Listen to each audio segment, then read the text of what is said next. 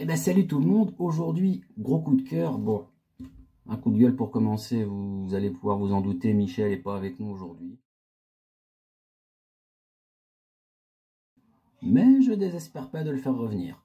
En même temps, on est en journée, il est très occupé cette espèce d'abruti de chat. Mais c'est pas le propos du jour. Aujourd'hui, un petit coup de cœur, comme je le disais d'abord, sur l'ouverture des inscriptions pour l'UT4M qui va commencer le 15 décembre. Donc dans un mois tout pile, il va falloir être dans les starting blocks pour s'inscrire sur un des plus gros événements trail de l'été. Pourquoi gros événement? Parce qu'il a un avantage, et pas que, stratégique au niveau de son positionnement dans l'été. En effet, je ne sais pas si vous vous rappelez, mais il y a quelques années, il se passait encore fin août, en même temps que d'autres courses, surtout qu'une autre course, et il s'était gentiment fait envoyer sur les roses en disant bah, trouvez un autre moment.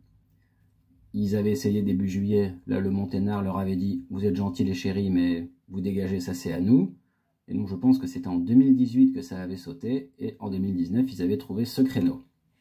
Et bien leur en a pris, puisque ça peut être un très bon objectif d'été pour que vous préparez au printemps et que vous faites à mi-juillet et ensuite vous glandez jusque fin août.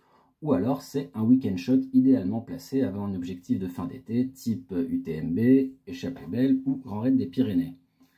Au-delà de ça, c'est une course que je vous conseille vraiment de faire parce que je crois que c'est clairement l'organisation qui a créé le concept de course agile avec une blinde de format prédéfini, mais pas que.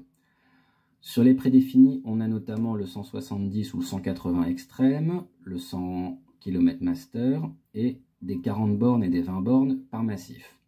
On a aussi des challenges, le 4x40 sur 4 jours ou le 4x20 sur 4 jours. Et enfin, la possibilité de se faire une compète sur mesure.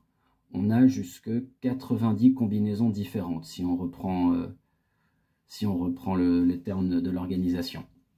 Et c'est quelque chose qui est vraiment bien fait parce que sur base de vos besoins, en termes de kilomètres et de type de terrain, vous aurez vraiment ce qu'il vous faut. À titre personnel, par exemple, j'avais fait ça en 2023 pour préparer la TDS. J'avais fait le 20 du Taillefer et le 40 de Beldon. Et cette notion de besoin est très pertinente parce que, au-delà des distances, des heures que vous allez passer en montagne, selon les massifs auxquels vous vous frottez, vous allez pouvoir aller chercher ce dont vous avez envie et besoin. Par exemple, si j'avais choisi Beldon, c'était pour me préparer au sentier technique de la TDS d'une part, pour appréhender au mieux la portion Bourg-Saint-Maurice-Cormet-de-Roseland, et également pour me préparer au gros cavé qui pique entre le départ et la Croix de Champs-Rousse, qui devait, en théorie, ça aurait plutôt fonctionné même si on n'est pas passé par là, m'amener au Fort de la Platte, et enfin surtout pour la descente, parce que j'avais lu qu'à la TDS, 2/3 des abandons avaient lieu à Beaufort, et on n'est pas dupe, c'est parce que la descente juste avant est absolument dégueulasse. Pas parce qu'elle est technique, mais parce qu'elle est interminable. Et je m'étais dit qu'aller au col de Frédane pour redescendre jusque Villarbonneau, ça serait un bon entraînement. Et bah, c'en était un. Ça a été même un très bon entraînement à la résilience en descente. Donc, rendez-vous le 15 décembre pour vous inscrire.